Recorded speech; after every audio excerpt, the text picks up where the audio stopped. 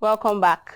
There are a significant number of offenses that deals with the destruction of properties under the Nigerian legal system. Damaging properties that belong to another person is a serious offense which attracts penalties and sanctions.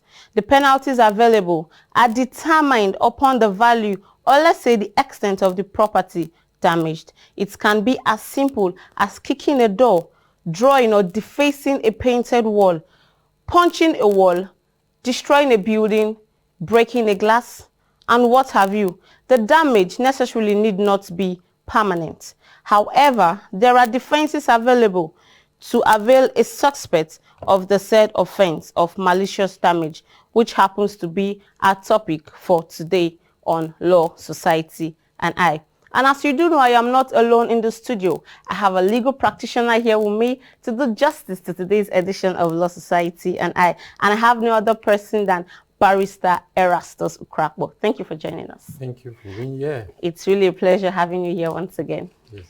All right. I would like us to go to the topic for today, which is malicious damage. Let's start with the definition. What is malicious damage? Now, basically, when you say something is done maliciously, it means it's done willingly, either to spite, to hurt, or to harm. Now, that's just for malicious. Now, if you relate it to what we are looking at here, malicious damage. That means it's a damage that was done willingly and unlawfully to spite or harm another. So what acts can you term to be malicious damage? What is the act of malicious damage? Malicious damage, those acts that constitute malicious damage are acts that leads to destructions of people's properties. Kicking, destroying people's properties, foundations, like in our common parlance that we have a lot of malicious damages in the courts. You see them. You see that most of those cases arise as a result of damage to properties in a piece of land. Okay, I would like us to remain with the word damage. A property that is damaged and can be a property that is damaged and is not destroyed. Can you say such acts of malicious damage? By the act itself. And by the definition that have been given by court. By the court. Once the original state of the property has been affected and the owner needs to expend money to fix it, that's the damage.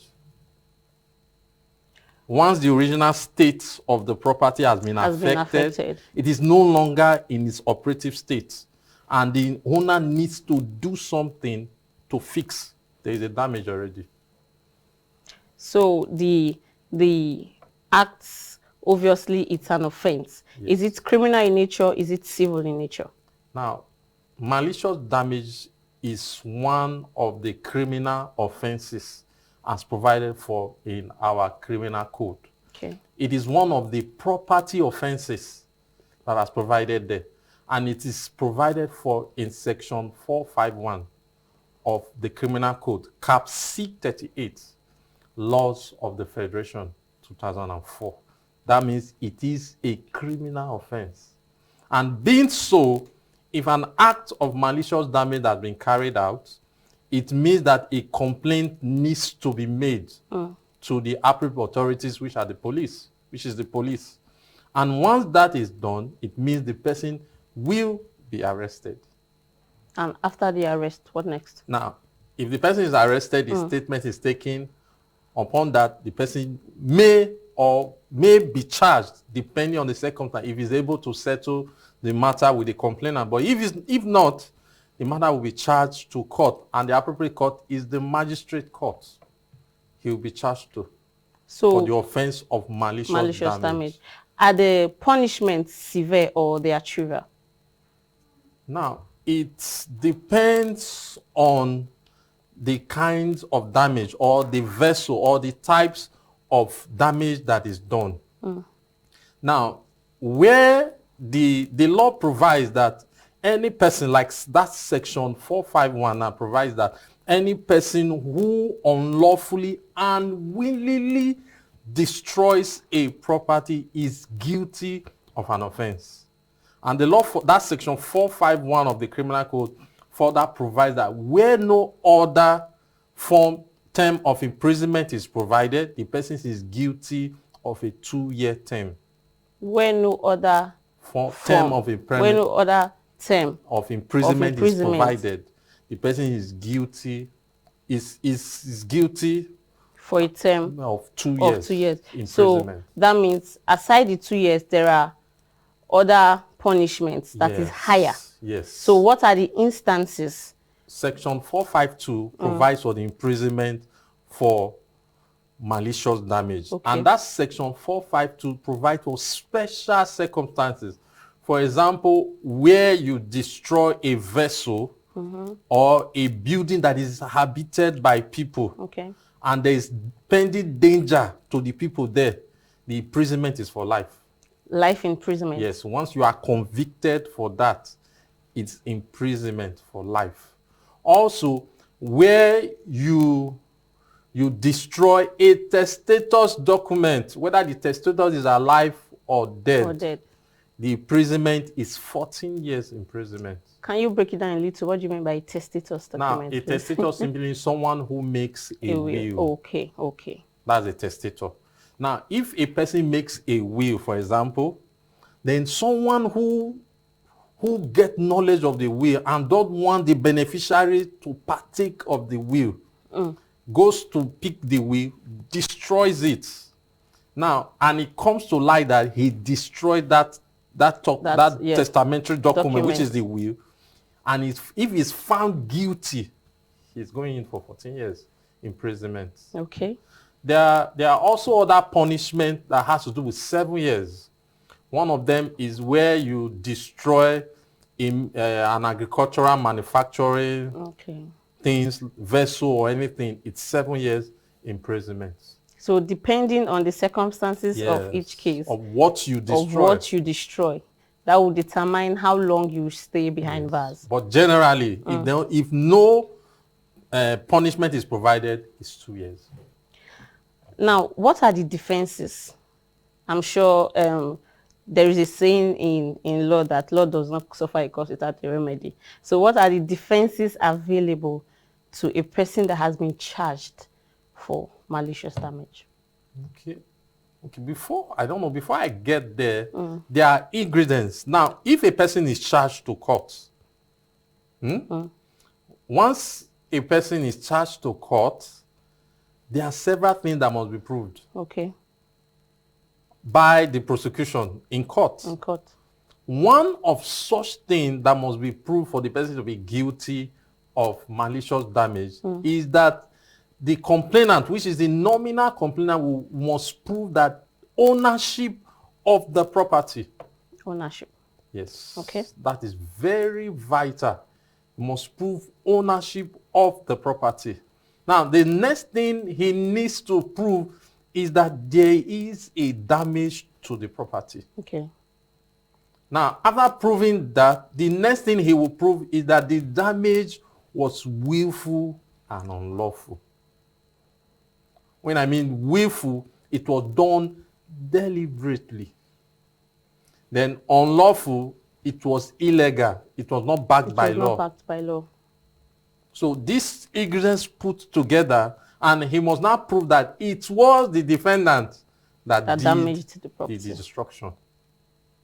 So these ingredients put together will ensure that such a defendant is found liable or guilty for the offense of malicious damage. Now, in the course of the case itself, the defendant has a right to put up a defense. Like I told you, ownership is a major ingredient. And from experience and in practice, we've seen that most malicious damages that find their way into court, that are charged to court, are as a result of land disputes. 99% of them are a result of land dispute. There's a tussle over ownership of the property. Maybe one party just go there, starts a foundation just to put a fast Put a string, fast string on the opponent. the other party. Yes. The party comes and destroy Destroys the whatever is there. foundation, yes. Before you know, police arrest, they charge the person to court. So that individual can raise a defense, and that defense is called the defense of bona fide claim of right. Okay. Can you expatiate a little bit on bona fide Now, claim of right? what that defense does, what that bona fide claim of right does, it says that I was acting on an honest right, believing that that property is my own. That's why I did what I did.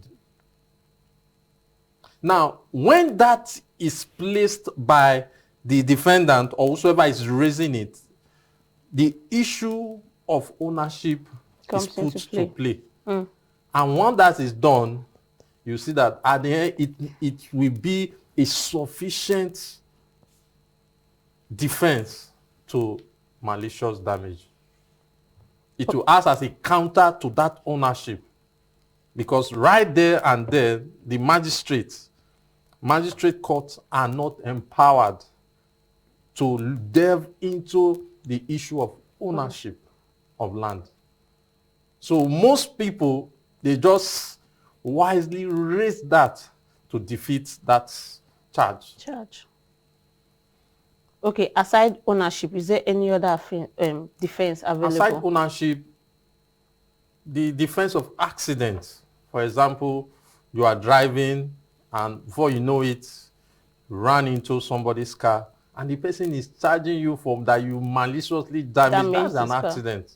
Accident is also a defense. Or maybe, for example, you are building a structure and you instruct people, you instruct your drivers to take either sand or granite to the place, and at the point of the driver moving, hits a portion of the building. Yes. Unknowingly to them, accidentally, and they are being charged for money. That's an accident. It will also serve as a defense.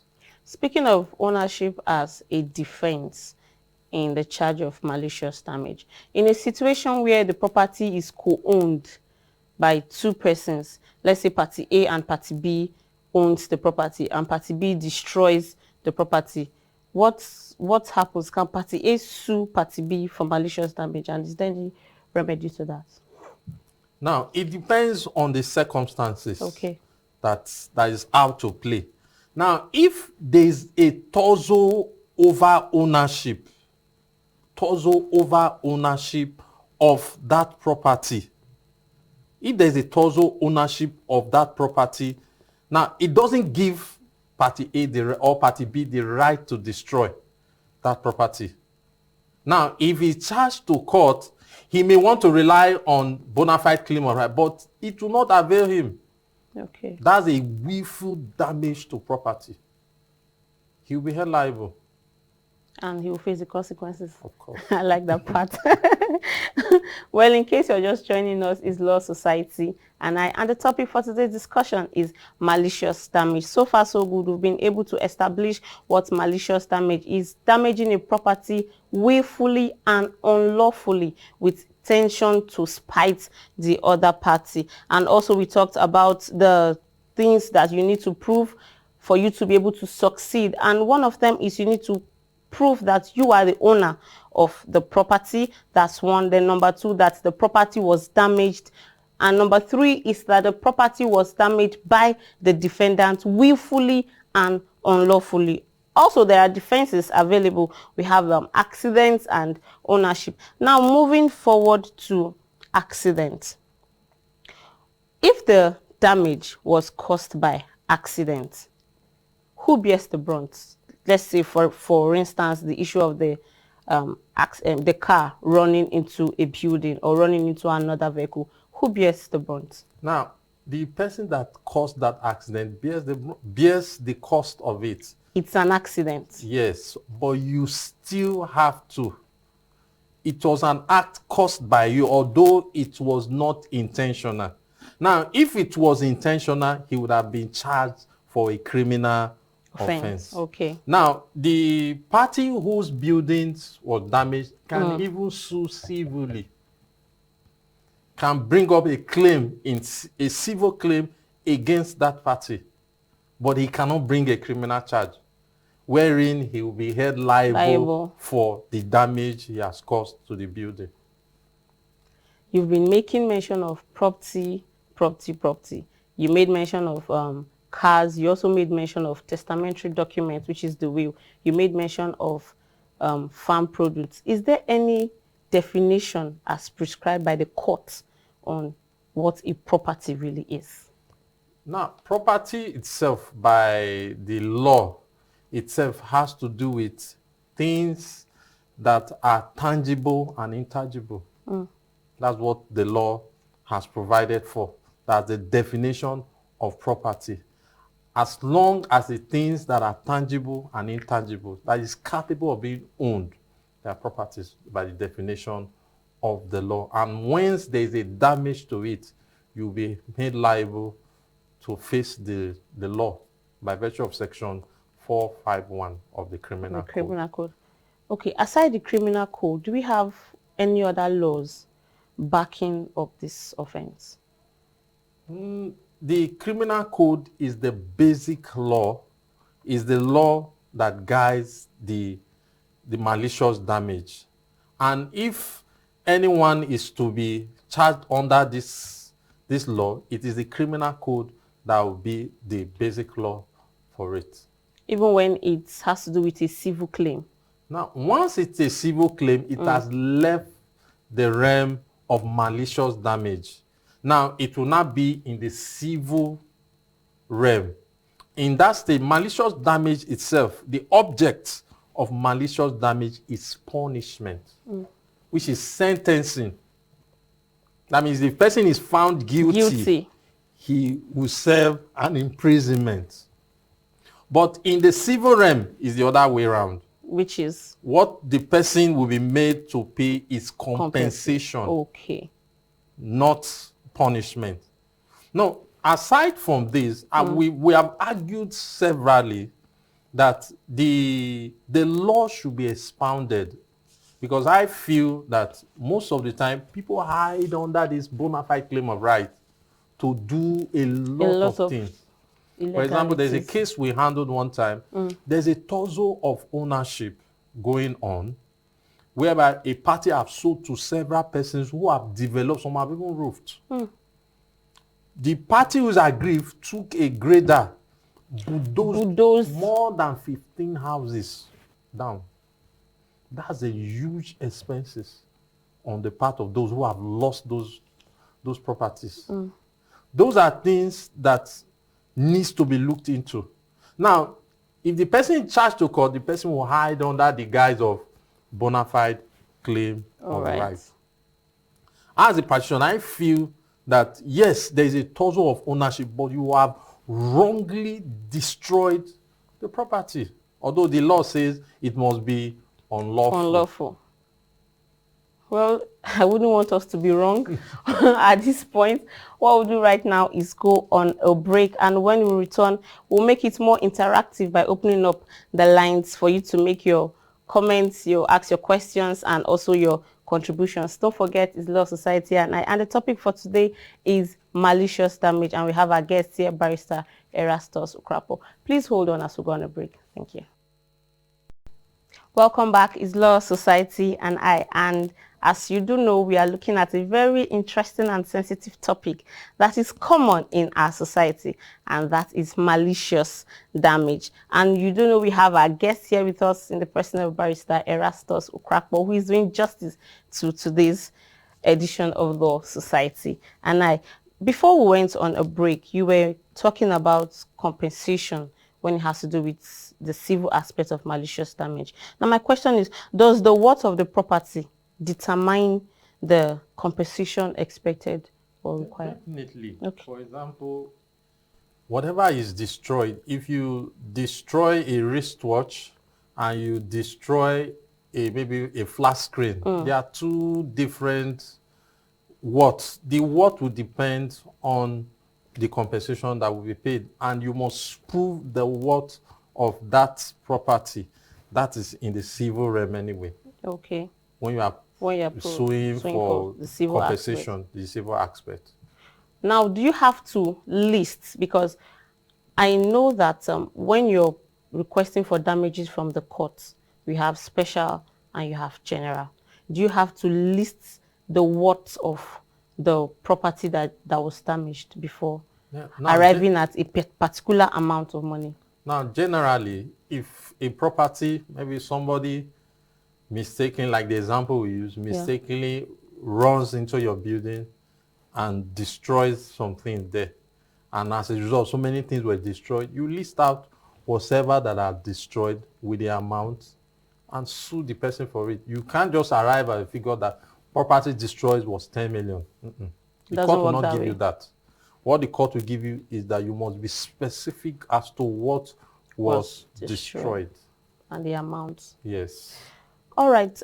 In the course of our discussion, when we're talking about the elements or what you need to prove, you made mention of willfully and unlawfully destroying the property. Must the two go hand in hand? Must they go together? No, these two basic elements are so fundamental in order to prove the offense of malicious damage.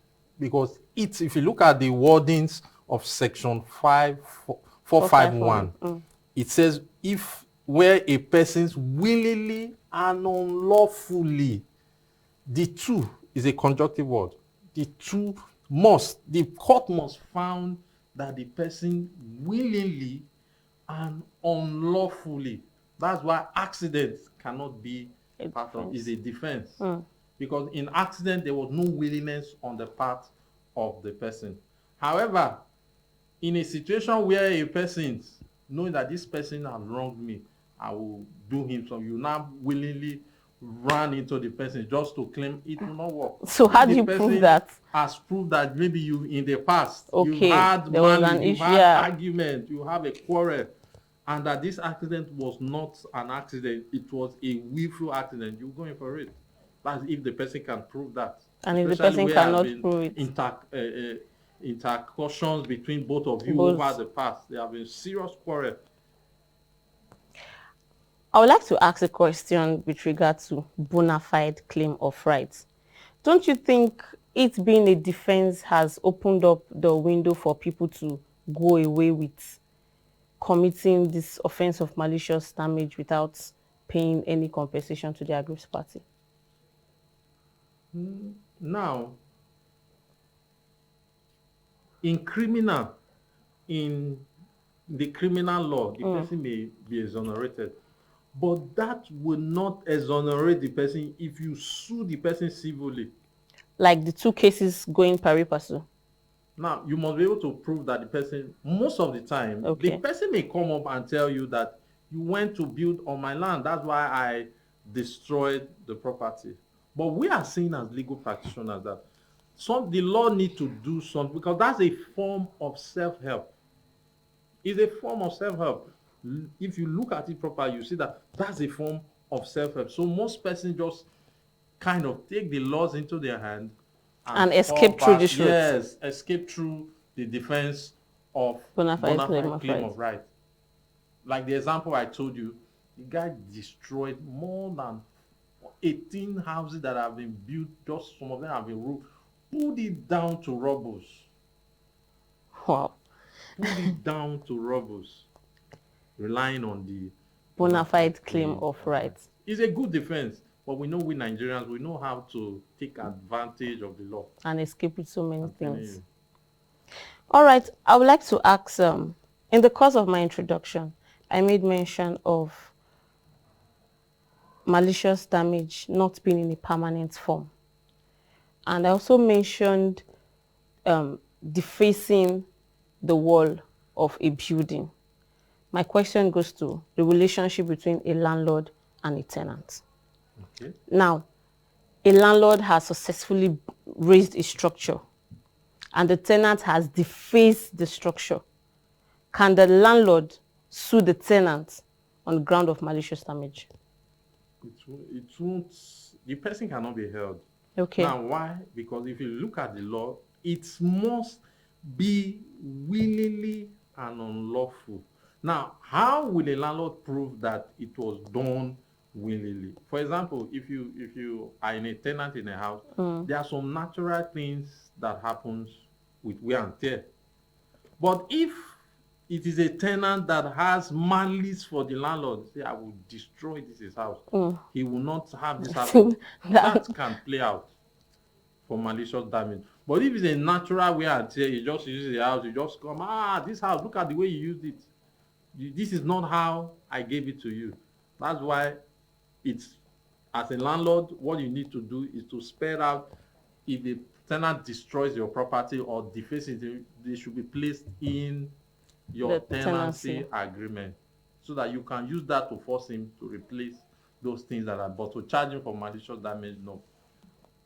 He will not be held liable for that or found guilty for malicious damage. Well, in case you're just joining us, is Law Society and indeed it has been an interesting and educating one for us here in the studio and to you, our wonderful listeners and viewers. Well, what we'll do right now is open up the lines for you to ask your questions, your comments, and also your contributions. And the lines to call are 080-22931-931 or 081-88-888-931. I go again, 080-22-931-931 or 081-888-931-931. And in case you're watching us, the numbers are right there on the screen for you to make your calls. And please do well to move away from your set, or better still, reduce the volume of your radio or TV set so we can hear you clearly. Now, moving on before the calls start trooping in, most persons mistake malicious damage for malicious prosecution. Can you throw a little more light on that? What are the differences between malicious damage and malicious prosecution? Hello, this is Mr. Joe calling from Mozoro. Good day, Mr. Joe. Please go ahead. My question is, if someone is cooking beside your window, Sorry? the smoke start. If someone is cooking beside your window with firewood, and the smoke is entering your what will happen? Okay. Thank you very much. That's another realm. That's nuisance. That's not malicious damage. That was the discussion. That was the topic for last week or so. That's according to our lawyers. He said it's nuisance. It's not malicious damage. Malicious damage has to do with destruction or damage of a property. All right. Before the call came in, I was trying to ask differences between malicious damage and malicious prosecution. Please, can you explain? Malicious damage that we have spoken. Felix from Mozoro. Hello. Good day, Mr. Felix. Welcome to the show. Thank you. This is Safek calling you from Mozoro. All right, sir. You're welcome. Please have your say. To ask the barrister a question. Okay, please go ahead. Good. Can you hear me? Yes, very loud and clear. Good. Now listen. Do the law permit somebody to other people's property? Do the law permit the damage of other people's properties? Is that your question, sir? Yes. Yes. We are talking about malicious damage. Yes. If the landlord of your house is building, do the law permit the landlord to come and destroy other people's property? Okay, please, over to you. Did you get the question? Question number one. Okay, thank you very much, sir. Thank you, sir. His question actually is, does the law permit a person to damage the property of another? Can a landlord damage the property of another? Now, that's why this section 451 is there in the criminal code in order to protect properties. So section 451 was enacted there in the criminal code in order for people's property to be protected. They envisage a situation where people can damage and go scot-free. That's why it was. So the law does not permit the destruction of property. If that person do, he'll be charged for malicious damage. Okay, talking of landlord and tenants now, on a lighter note, a tenant is owing a landlord rent, and the landlord goes forward to breaking the door of the room that is being occupied by the tenant. The property belongs to the landlord. Can the tenant sue for malicious damage? He can't sue because he's not the owner of the property. What he can do in that place is to sue. It's even a criminal offense against that landlord. Self-help. So what can the tenant sue for? He can file a complaint against the landlord. Yes. And sue for breach of possession. Breach of tenancy possession, and the law frowns against it. There was one case we did where the landlord broke the roof. He removed some section of the roof. Water entered the tenant apartment, and at the end, tenant lost a lot of properties. And when the matter went to court, the court found the landlord guilty, found the landlord liable because it was a civil claim. At the end, the court said, looking at the landlord, you don't even have money to pay. Okay, what I would do, the tenant is going to live in this property for the next 20 years. Wow. And has the right to rent it out. Sublet it. Yes, if he doesn't want to live there anymore. That's a good punishment.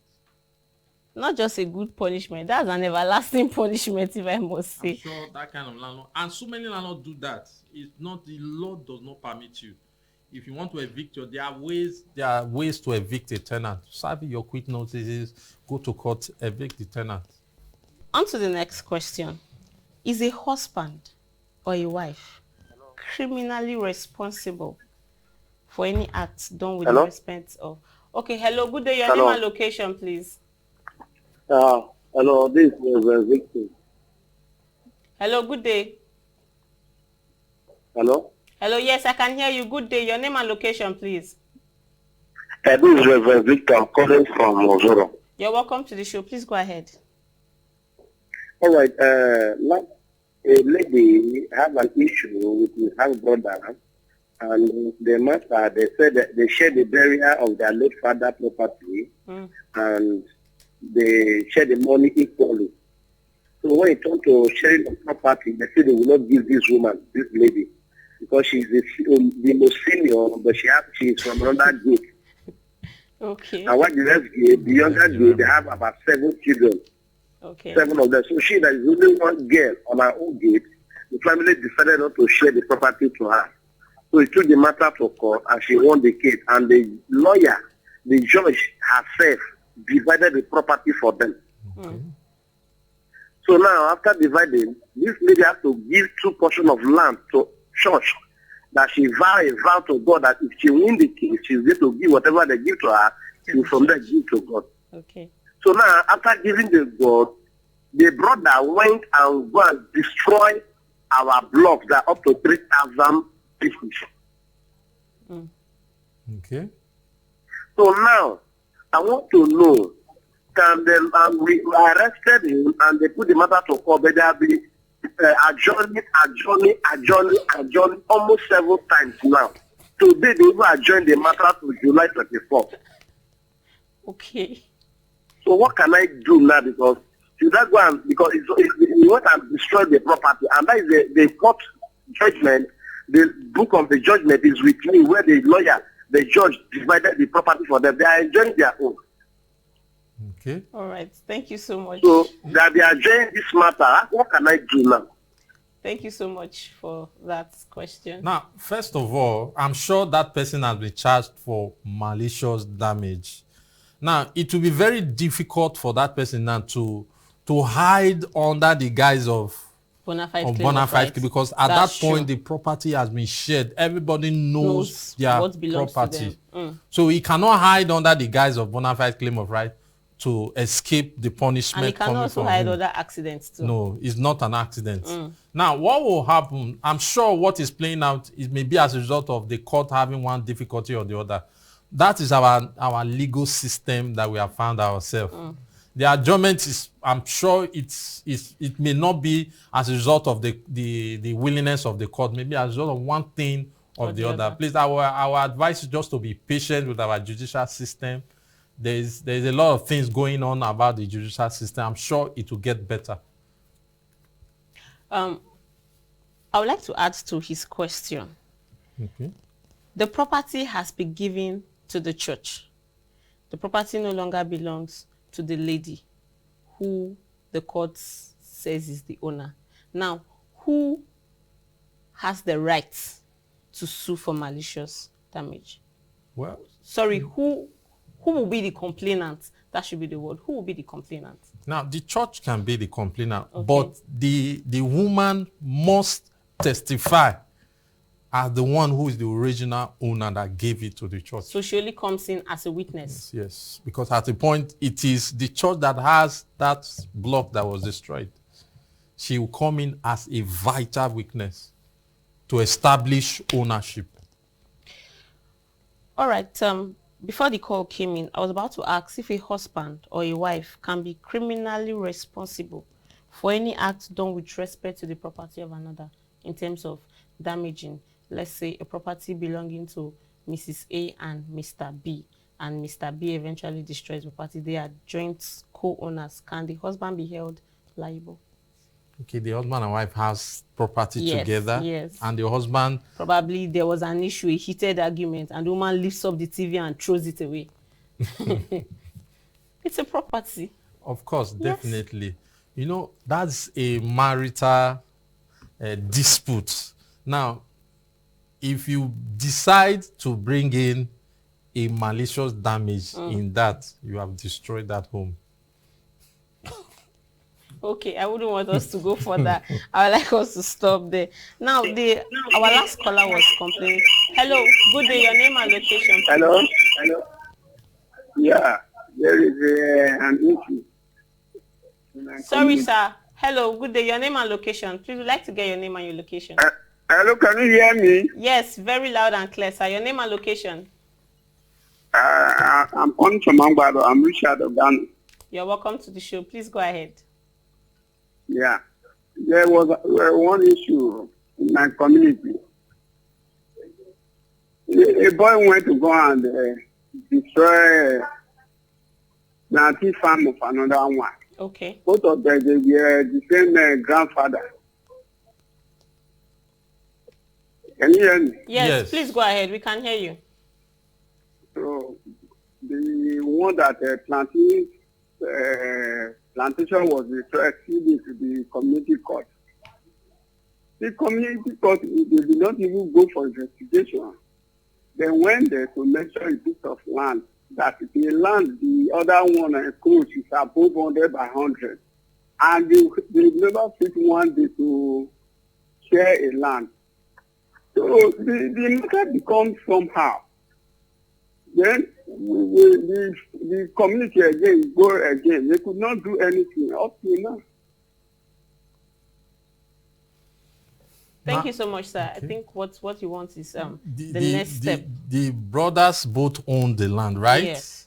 And it's as if one is encroaching. Now went to do something. And the land has not been shared. Let's not forget that. Now, if the land has not been shared, there's a bona fide claim of rights in respect of that. So what I would advise in that state, let the family sit down and share the property so that each of them knows what exactly belongs to them. Because if the other one goes now to child, now just raise the bona fide that he was encroaching and it belongs to us. He's denying me ownership of the land. Okay. Lastly, before we call it a day, aside litigation, I think the caller before this was complaining on how long it's taking for them to get judgment. Is there any other means to settle disputes, knowing fully well it's criminal in nature? Now, basically, even our administration of criminal justice law give windows for parties to settle their cases. So you can actually settle this matter without even going to... That is, if the two parties are willing to settle the issue.